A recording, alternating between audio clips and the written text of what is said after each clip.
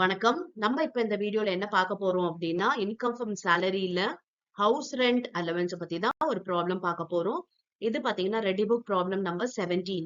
Okay, problem பார்க்கறதுக்கு முன்னாடி நம்ம இந்த ஹவுஸ் ரெண்ட் அலவன்ஸோட ப்ரொவிஷன் பார்க்கலாம்.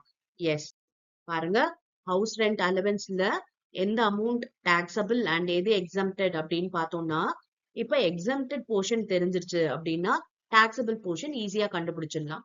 இந்த மூணுல எது லீஸ்டோ அது வந்து எக்ஸம்டட்.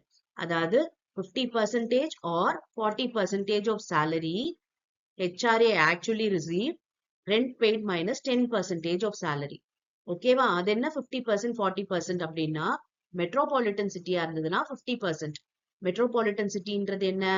நமக்கு வந்து சென்னை, மும்பை, கல்கட்டா, டெல்லி, இதுதான் வந்து மெட்ரோபாலிட்டன் சிட்டி. இப்ப இதுல இருந்துச்சு அப்படின்னா 50%. மீதிக்கெல்லாம் பாத்தீங்கன்னா 40% ஆஃப் சேலரி எடுக்கணும்.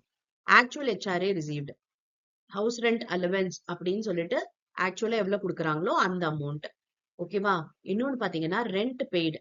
இவங்க வந்து வாடகை வீட்டுல இருக்காங்க அப்படின்றதுனால ரெண்ட் பே பண்ணிருப்பாங்க இல்லையா?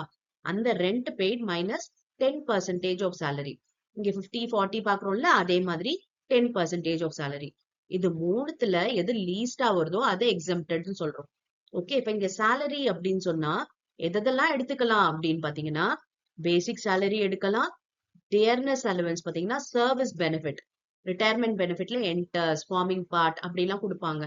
அது மாதிரி ரிட்டையர்மெண்ட் பெனிஃபிட்டுக்கு வந்துச்சு அப்படின்னா அந்த டிஏ எடுத்துக்கலாம். கமிஷன் ஆன் டர்ன் ஓவர் இருந்துச்சுன்னா அதை எடுத்துக்கலாம். இது மூணும் சேர்ந்ததுதான் சேலரின்றது. இது மூணுத்துலயும் நம்ம 50% இல்ல 40% பார்க்கணும். இங்க 10% ஆஃப் சேலரி கண்டுபிடிச்சு மைனஸ் பண்ணணும். அவ்வளவுதான். இன்னொரு கண்டிஷன் இருக்கு. இப்ப வந்து அந்த அசஸின்றவங்க ஓன் ஹவுஸ்ல இருக்காங்க, HRA வாங்குறாங்கன்னா இட் இஸ் ஃபுல்லி டாக்ஸபிள். எந்த ஒரு எக்ஸம்ஷனும் கிளைம் பண்ண முடியாது. ஏன்னா அவங்க சொந்த வீட்டுல இருந்துட்டு HRA வாங்குறாங்க இல்லையா, அலவன்ஸ் வாங்குறாங்க. அப்ப அதை ஃபுல்லி டாக்ஸபிளா தான் காட்டணும். Okay, yes. இப்ப ப்ராப்ளம் பார்க்கலாமா? Sampath, who resides in Chennai, gets rupees 3 lakh per annum as basic salary. He received 50,000 per annum as house rent allowance. Rent paid by him is rupees 40,000 per annum. Find out the amount of taxable HRA for the assessment year 25-26. Okay, 25-26 அவருக்கு taxable HRA எவ்வளவுன்றத கண்டுபிடிக்கணும். S, இப்ப போடலாமா? Okay, சென்னையில இருக்காரு. சென்னை அப்படின்னா metropolitan city. அப்ப நம்ம 50% of salary எடுக்கணும்.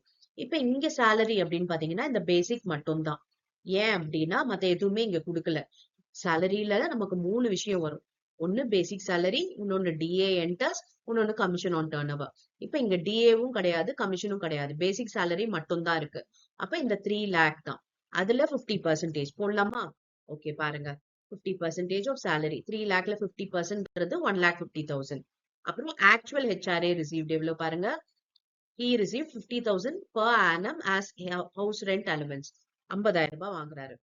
அடுத்து ரெண்ட் பெய்டு பாருங்க, ரெண்ட் எவ்வளவு பே பண்ணிருக்காங்க, 40,000 per annum. வருஷத்துக்கு 40,000.